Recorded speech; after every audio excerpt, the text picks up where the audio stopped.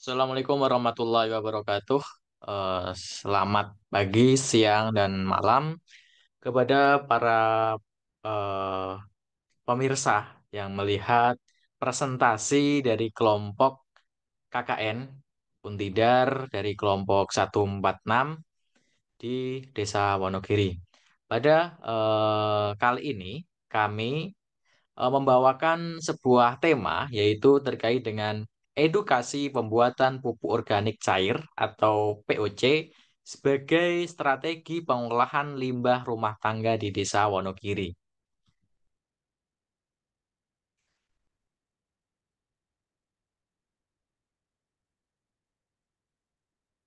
Di dalam kelompok kami terdiri dari 5 anggota, yaitu saya sendiri Muhammad Adi Nugroho, yang kedua yaitu Muhammad Ihsan Khairul, yang ketiga yaitu Fahmi Rahmanur Aini, yang keempat yaitu Farizal Kholik, dan yang kelima yaitu Nila Awalul Madhul. Dari terkait dengan pembahasan jurnal artikel tersebut akan didampingi oleh teman kami. Dipersilahkan. Terima kasih atas waktunya. Yang pertama itu mengenai pendahuluan. Nah, pendahuluan di sini kita ambil eh, yaitu sebuah pengabdian di Desa Wonogiri. Desa Wonogiri terletak di Kecamatan Kajoran yang memiliki eh, jumlah jiwa sebanyak 2.486 jiwa. Nah, eh, dari jumlah jiwa tersebut, pasti banyak sekali permasalahan yang ada, terutama permasalahan-permasalahan mengenai pengolahan limbah organik. Nah, pengolahan limbah organik di Desa Wonogiri sendiri itu belum semaksimal mungkin diolah dengan benar.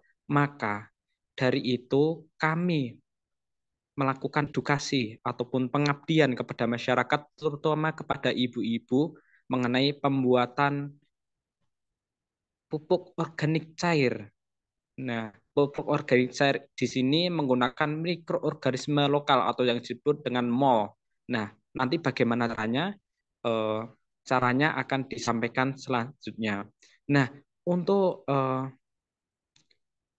pembuatan pupuk organik cair di sini kita menerapkan atau kita menjelaskan langsung kepada ibu-ibu rumah tangga. Mengapa kok ibu-ibu rumah tangga? Karena ibu-ibu rumah tangga pasti langsung berkecimpung untuk pembuatan eh, biasanya memasak ataupun eh, memenuhi kebutuhan sehari-hari di rumah. Nah, biasanya kalau di rumah pasti ada sisa-sisa, baik itu sisa nasi, sisa sayuran, ataupun sisa-sisa lainnya. Nah, daripada dibuang sia-sia, maka disusunlah eh, sebuah inovasi, yaitu pembuatan pupuk organik cair. Nah, bagaimana tahapannya akan dijelaskan oleh teman saya. Monggo.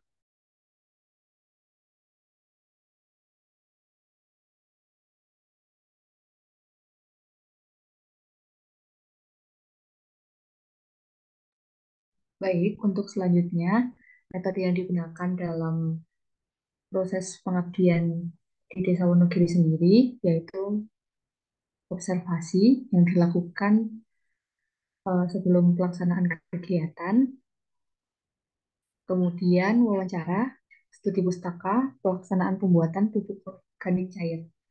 Untuk observasi sendiri dilakukan pada tanggal 11 Juli 2023 di kantor desa, kemudian untuk wawancara kita lakukan diskusi terkait permasalahan-permasalahan yaitu mengenai pengolahan limbah rumah tangga sendiri. Kemudian studi pustaka yang nantinya akan kita gunakan sebagai materi untuk disampaikan kepada masyarakat. Kemudian pelaksanaan pembuatan pupuk organik cair. Untuk waktu dan tempat pelaksanaan dilaksanakan setiap hari Minggu pada kegiatan Dasa Wisma dalam kurun waktu 1 bulan, yakni pada 10 Juli 2023 hingga 11 Agustus 2023 di Desa Wonogiri. Untuk Alat dan bahan dalam proses pengajian yang dilakukan Kalau yaitu pisau, galon bekas ember, gelas ukur, dan corong. Untuk bahan yang digunakan yaitu air cucian beras atau air lerih, limbah, limbah rumah tangga, berupa limbah sayuran, buah-buahan, nasi basi, dan lain sebagainya, serta gula Jawa.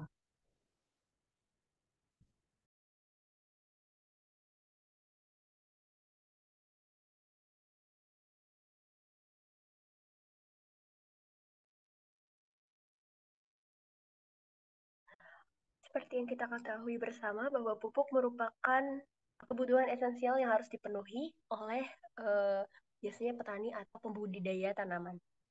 Nah, dari inovasi-inovasi yang bisa kami berikan pada pengabdian ini melalui permasalahan yang ada di lingkungan sana, yaitu terdapat limbah rumah tangga atau limbah organik seperti serasah daun yang sudah tidak lagi terpakai atau sudah tidak lagi digunakan, yang mana ketika limbah tersebut tidak dimanfaatkan dengan baik, maka akan menimbulkan pencemaran lingkungan. Ketika limbah tersebut dibiarkan secara sia-sia atau dibakar. Untuk itu, kami melakukan pengabdian dengan cara pembuatan pupuk organik cair. Nah, pada kesempatan yang telah kami lakukan, kami mencoba untuk memberikan praktik kepada ibu rumah tangga yang berada di Desa Wonogiri. Hasilnya yaitu ibu-ibu rumah tangga di Desa Wonogiri sangat antusias dalam menjalankan kegiatan tersebut. Hal tersebut dibuktikan dari semangat para ibu-ibu untuk mencoba ataupun bertanya dan berdiskusi mengenai masalah pertanian ataupun pupuk organik cair itu sendiri. Nah, di dalam pupuk organik cair ini sendiri, mengapa disebut sebagai inovasi yang sangat berguna? Karena pupuk organik cair ini dibuat dari bahan-bahan organik yang mana terdiri dari nasi basi. Di dalam nasi basi itu mengandung suatu mikroorganisme yang namanya Saccharomyces cerevisiae dan Aspergillus.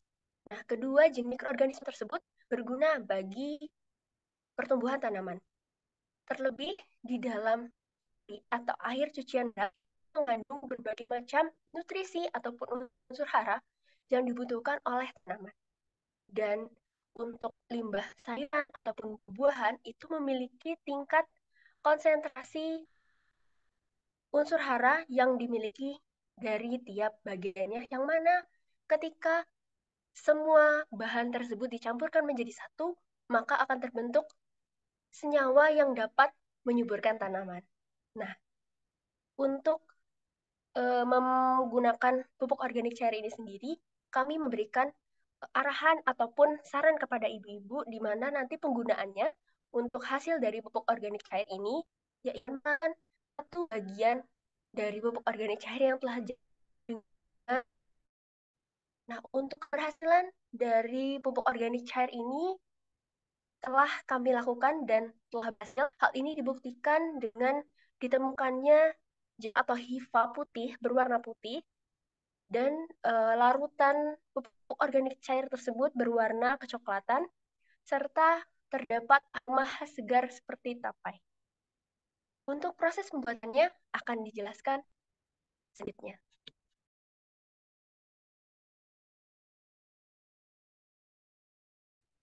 Ya, untuk proses pembuatan, yang pertama, siapkan alat dan bahan yang akan digunakan. Bahan berupa limbah seperti nasi basi, sisa sayur, sisa buah, seresah daun, dan air leri. Cacah sayur, buah, dan seresah menjadi bagian lebih kecil akan mempercepat proses dekomposisi dan fermentasi. Kedua, bersihkan galon dari kotoran menggunakan sabun. Lalu cuci dengan air hingga bersih. Masukkan larutan gula yang telah diencerkan, limbah organik, dan air leri sesuai takaran dengan perbandingan 1:3:10. Di sini merupakan perbandingan 1:3:10 ini bisa kita menggunakan satu bagian larutan gula, tiga bagian limbah organik, dan 10 bagian air leri. Untuk yang ketiga, aduk dan campur hingga merata secara keseluruhan. 4. Tutup galon sampai rapat, kemudian beri tanggal pembuatan dan tanggal panen. Jangka fermentasi selama 3 bulan, simpan pada tempat yang tak terkena sinar matahari. Ini dilakukan agar jamur Aspergillus tidak terkontam oleh jamur lain akibat paparan sinar matahari secara langsung. Yang kelima, seminggu pertama buka tutup galon untuk mengeluarkan gas CO2 yang terperangkap dalam galon secara hati-hati agar pupuk tidak terkontaminasi oleh mikroorganisme lain yang dapat mempengaruhi keberhasilan fermentasi. Yang keenam, setelah 1 bulan proses fermentasi, buka kembali tutup galon untuk membuang gas CO2. Yang ketujuh, lakukan lagi setelah 2 bulan proses fermentasi untuk membuang gas CO2. Yang kedelapan adalah proses pemanenan dilakukan pada umur fermentasi 3 bulan atau 90 hari. Yang kesembilan, pupuk organik yang telah disaring masukkan ke dalam botol.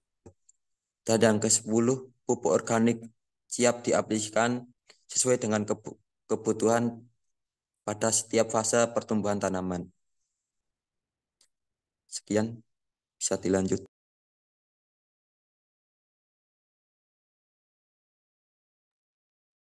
Baik, dalam simpulan dan saran dari pengabdian penelitian kelompok kami yaitu limbah organik berupa limbah rumah tangga yaitu sayur, buah, nasi, basi, serasah daun, gula dan ditambah dengan gula merah atau gula Jawa dan air leri menjadi bahan baku potensial yang mudah ditemukan di Desa Wonogiri sehingga dapat diolah menjadi pupuk organik cair atau POC.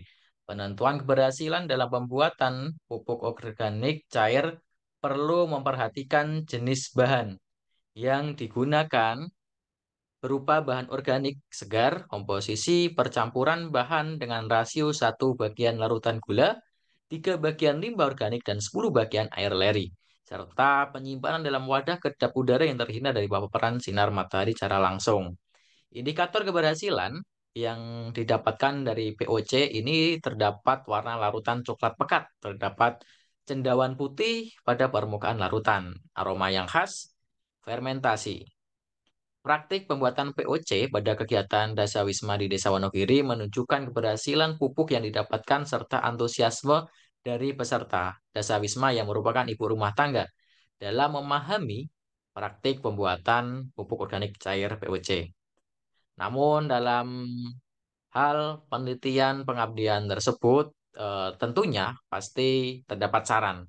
Saran yang dapat diberikan dalam KKN berbasis pengabdian tersebut yaitu terkait dengan pengaplikasian pupuk organik cair pada tanaman seharusnya dilakukan untuk menguji efektivitas pupuk organik cair yang telah dibuat.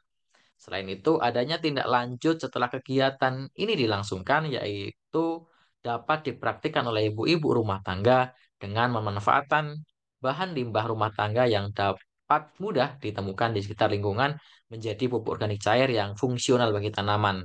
Sehingga dapat dimungkinkan dari hasil tersebut akan membuat sebuah pupuk organik secara alternatif selain pupuk dari bahan kimia. Dari pemaparan presentasi dari kelompok kami, KKN Untida 23, kelompok 146, Desa Wonogiri, telah selesai dan atas kekurangan dan kekhilafan, kesalahan dari kelompok kami, saya selaku perwakilan dari kelompok kami, saya ucapkan permohonan maaf sebesar-besarnya. Dan saya akhiri, wassalamualaikum warahmatullahi wabarakatuh. Terima kasih.